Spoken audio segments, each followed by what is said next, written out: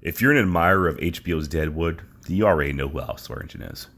But being the dirt-worshipping heathen that you are, I'm gonna fucking explain anyway. Al was the owner and proprietor of the Gym Saloon, a den of sin and vice for over 2 decades in the violent boomtown of Deadwood, South Dakota, you stupid son of a bitch. And he was much meaner than what was portrayed on TV. So bare your hoople-headed cocksucking ears and tell your God to ready for blood as we delve deep into this profanity-laced edition of Bloody Beaver Podcast. And pussy's half price next 15 minutes.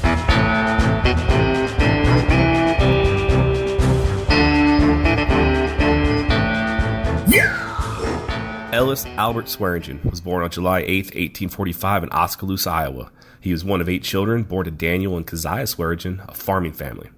And unlike the grizzled Al of HBO's Deadwood, the real-life Swearengen would have only been about 31 at the time the series starts, whereas the awesome Ian McShane was already 62, an age in which the real Al Swearengen would never live to see.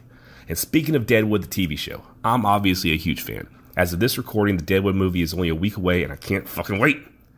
If you've never watched HBO's Deadwood, then this episode might contain a few spoilers. But, tough titty. The show's been off the air for like 10 years. This shit took place over a century ago, so deal with it. How about that? However, if you are listening to this because you're a fan of the TV show and you don't know that much about the real-life history behind Deadwood, it will contain potential spoilers, both about Al's life after the series ends and the storylines that could possibly be revealed in the upcoming movie. So, be warned.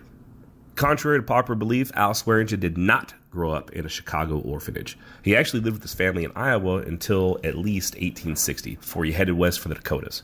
Unfortunately, I couldn't determine where he actually was in 1870, but I did read there's some evidence that he spent some time in Chicago before heading to the Black Hills.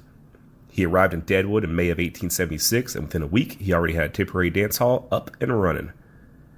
Deadwood in 1876 was a very illegal gold rush town set in the Black Hills of present-day South Dakota. Prior to the discovery of gold a few years before, it was land granted to the Lakota tribe per the 1868 Fort Laramie Treaty. In addition to being for Native American use only, it was also considered a holy land by several tribes. And at this particular time in history, that tribe was the Lakota, also known as the Sioux. They arrived and took the Black Hills from the Cheyenne around the same time the American Revolution was taking place, and in no time flat, the area became a very integral part of their culture. The Sioux called the Black Hills Paha Sapa, which translates to the heart of everything that is. Rick Two Dogs, an Oglala Lakota medicine man, explains, quote, "All of our origin stories go back to this place. We have a spiritual connection to the Black Hills that can't be sold. I don't think I could face the Creator with an open heart if I ever took money for it." End quote. The U.S. government initially tried to prevent settlement of the Black Hills, having signed a treaty which promised 60 million acres of the Black Hills, quote, "for the absolute and undisturbed use and occupancy of the Sioux," end quote. And like I said, the Sioux weren't the first. The Arikara arrived in the Black Hills shortly after Columbus sailed the ocean blue. After them came the Cheyenne, the Crow, the Kiowa, and the Pawnee. And when George Armstrong Custer led an expedition to the Black Hills in 1874, gold was officially discovered.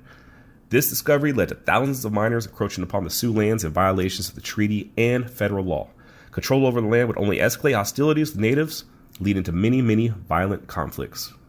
In the fall of 1876, the U.S. Army finally defeated the Sioux, forced them onto reservations, and formed yet another treaty in 1877, which conveniently gave the U.S. title to the Black Hills and legalized gold mining in the territory.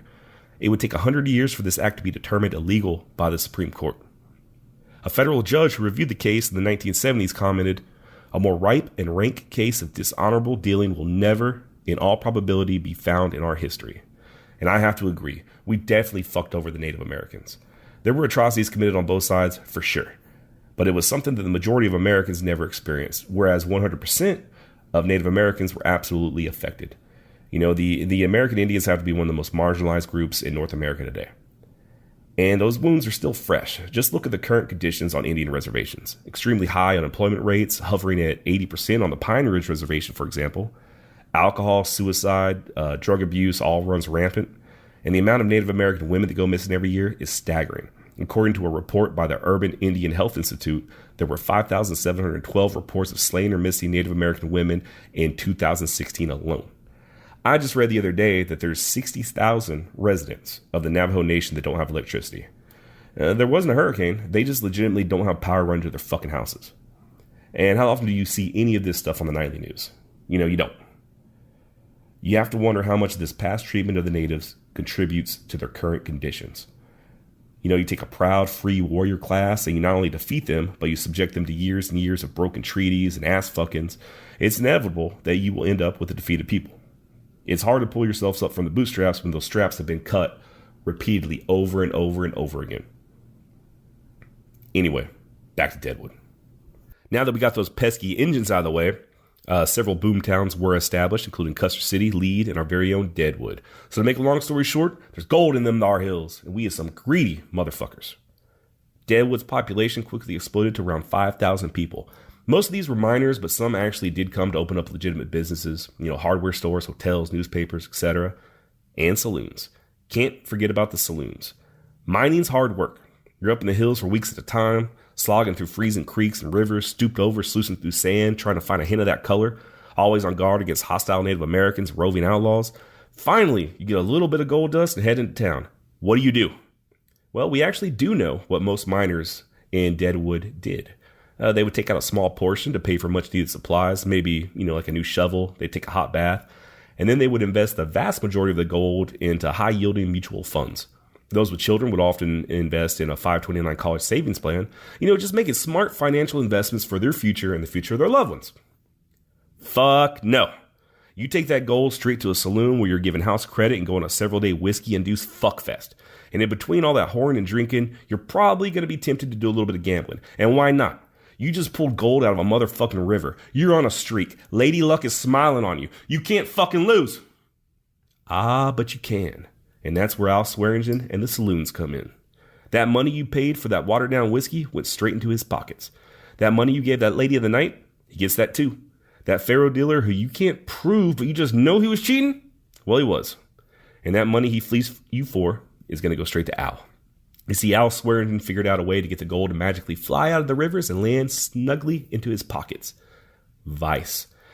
And what could be a better place to peddle vice than a saloon/brothel/game room? Al wasn't in that temporary dance hall long. He eventually opened up a small saloon called the Cricket, and in 1877 he opened up the Jim Variety Theater. The Jim had it all: singers, comedians, theater acts, and of course, whores. Swearengen was not only a purveyor of fine whiskeys and cigars, but he was also quite the human trafficker. He'd lure destitute women from back east with promises of waitress or stage performance jobs, pay their way to Deadwood, and then turn them out as soon as they arrived at the gym. The ladies were forced to spread their legs under the threat of violence, and Al was notoriously cruel to his women. So were Dan Doherty and Johnny Burns, Al's henchmen. Yep, those are real-life guys. They didn't exactly handle these ladies with kid gloves either. Dan was officially the saloon's manager, and Johnny was said to be in charge of the ladies. Prostitution in the Old West is nothing like what's shown in Western movies today. Much like modern-day prostitution, most of these women were broken, addicted to drugs and or alcohol, selling their bodies out of pure desperation or because they're being forced to by a pimp. And they rarely make any money before dying early of either suicide, overdose, or disease. Gonorrhea, syphilis, chlamydia, all potential fatal maladies ran rampant during the 19th century. An 1865 hospital report out of Idaho stated that 1 out of every 7 patients was suffering from venereal disease. Botched abortions and murder rounded out the number of ways these women died while working as prostitutes. And let's talk about hygiene for a minute. I mentioned earlier that these miners would come to town looking for a little relief after weeks of laboring for gold. You think they just took the time to bathe before visiting a brothel? Imagine you're one of these prostitutes. Your eyes closed and skirt pulled up over your waist as a rank and rotten smell invades your nostrils. A dirty miner grunts and thrusts his dirty cheesecake dick inside of you. His hands haven't been washed in God knows how long. Dirt and dry blood under his hun-cut fingernails. Days-old food dried and stuck in his beard, a beard that's stained by tobacco spit and God knows what else. Teeth that have never known a toothbrush. Never been flossed. Underarms that have never been exposed to deodorant. The flea-infested clothes he's wearing haven't been washed in weeks, if ever. Oh, and he's your 5th customer of the night. Not quite as glamorous as Westworld, huh? I'm going to go out on a limb and say that oral sex probably wasn't that popular back in those days. No wonder so many of these women committed suicide or became drug addicts.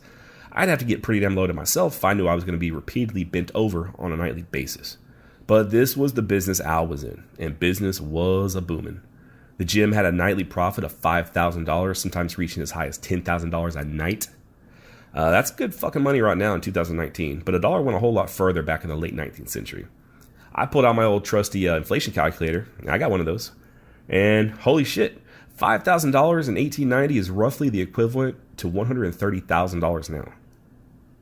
Imagine making $130,000 a night. I'm no Goodwill Hunting, but that's almost $50 million a year. If you're anything like me, you have to wonder if this is even an accurate number. I don't know where they pulled this number from. I don't know if it's true. It seems like an impossible amount of money to make off selling booze and broads. Who knows? All I know is this. It was a boomtown. $5,000 a night, or not. One thing's for sure. Al was bringing in the bacon. The gym would burn down twice, and each time Al would rebuild from the ground up with an even bigger and better theater. It wasn't all just whiskey, whores, and gambling, though. With vice comes violence. And in Deadwood, there was plenty of violence to go around, especially in Al's joint. Although popular, the gym quickly gained a reputation as a violent saloon where gunshots whizzing through its interior became commonplace. Sometimes aimed between men in drunken fights, the bullets were just as likely to be aimed at the girls themselves. Why were people getting away with so much violence and mayhem? Where was law enforcement? Well, first of all, when Deadwood was established, there was no law enforcement. There wasn't even any law. It was an illegal town on illegal land. Any law you wanted enforced, you had to enforce yourself with the barrel of your gun or your own two fists. And even for these rowdy men, the violence was getting out of control.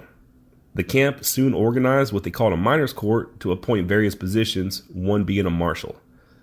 Contrary to HBO's Deadwood, Seth Bullock was not the first marshal. There were actually two before him.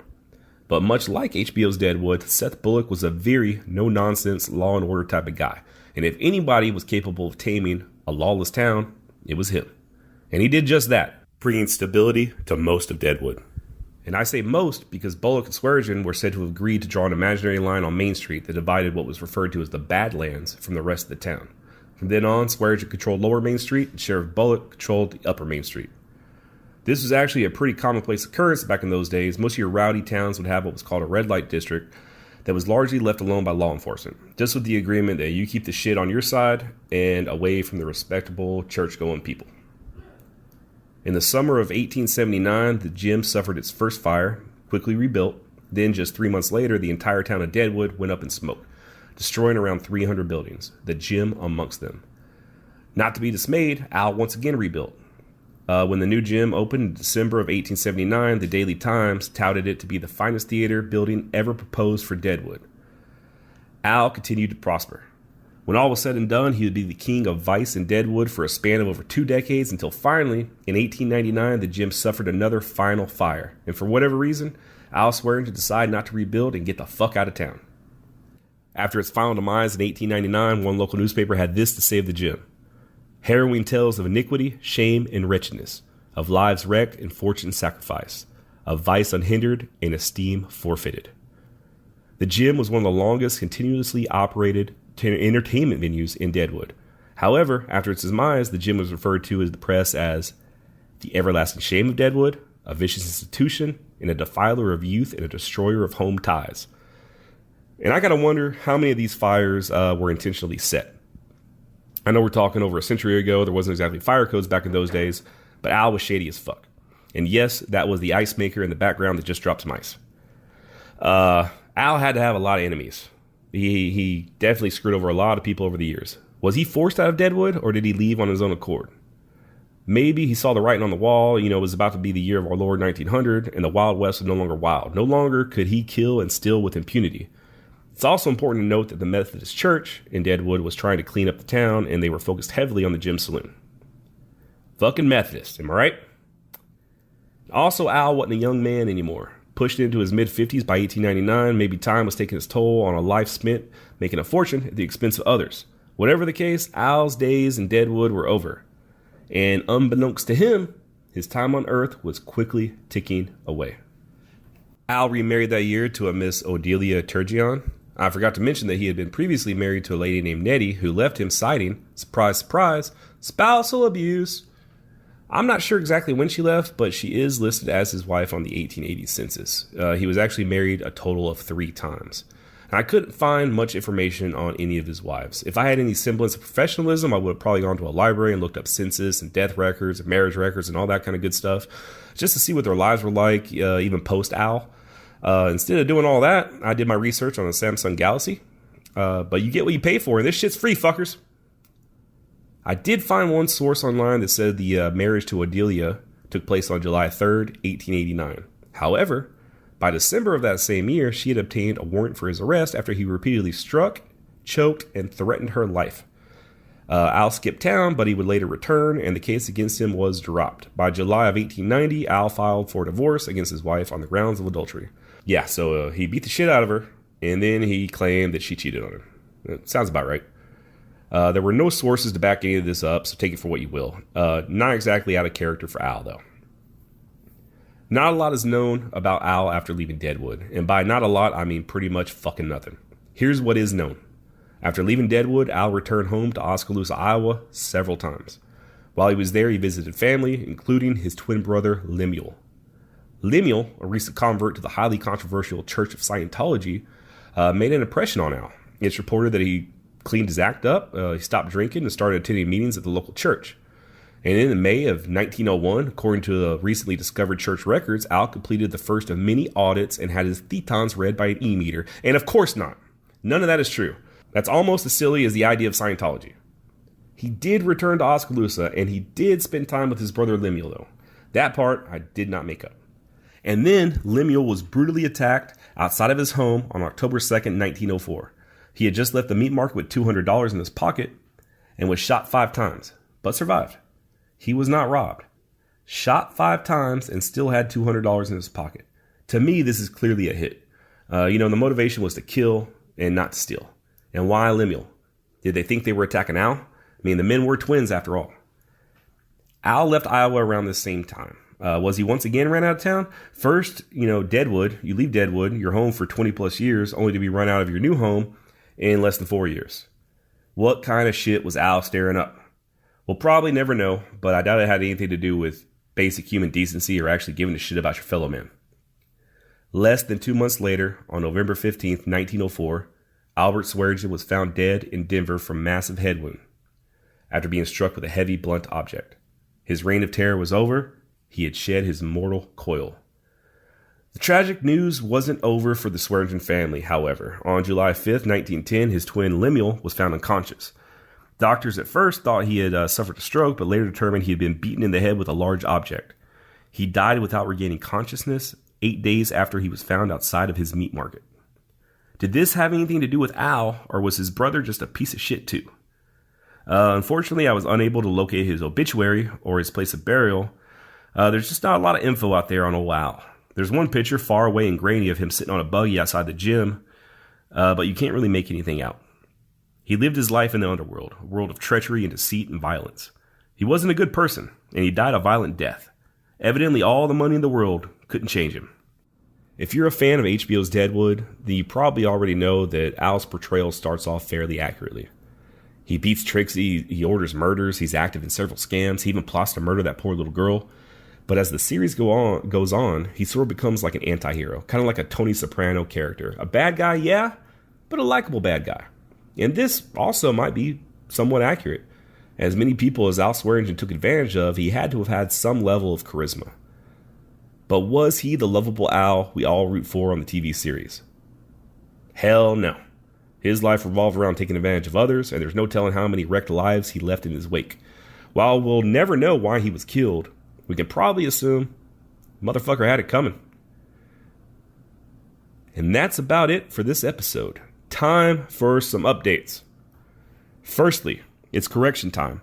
I misspoke and made some mistakes on the previous 2 episodes. Why? Well, I'll tell you why. Look, here's the thing. Fine. Listen, I'm gonna be honest with you. I'm kind of retarded. Yep, it's true.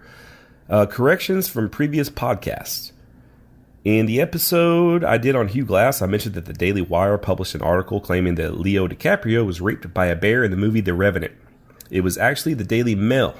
2 very different organizations. So not the Daily Wire, it was the Daily Mail.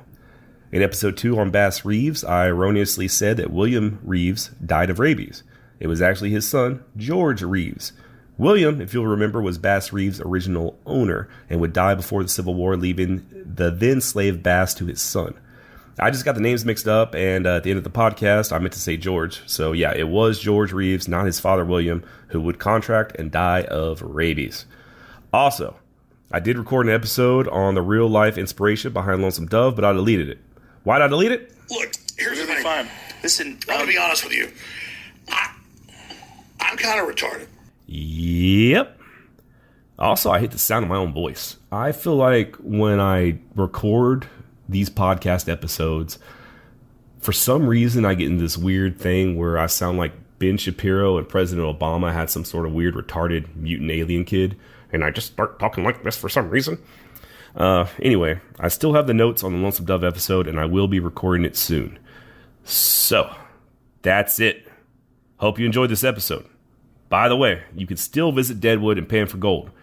So I hope every single person listening to this does so and strikes it rich. Enjoy your retirement. In the meantime, don't take part in sex trafficking. There may be a small minority of women out there that actually enjoy life as a sex worker, and more power to them. But the truth is, the majority of women taking money for sex are suffering and desperate. Possibly being forced to do so under threat of violence, probably suffering from addiction, and they might even be underage. So go get a girlfriend or jack off and watch the porn or do whatever you want to do. But don't contribute to the atrocities associated with the underbelly of the sex industry, especially now that you know just how seedy it is. And never forget, Mr. Wu's pigs are always hungry. Cocksucker.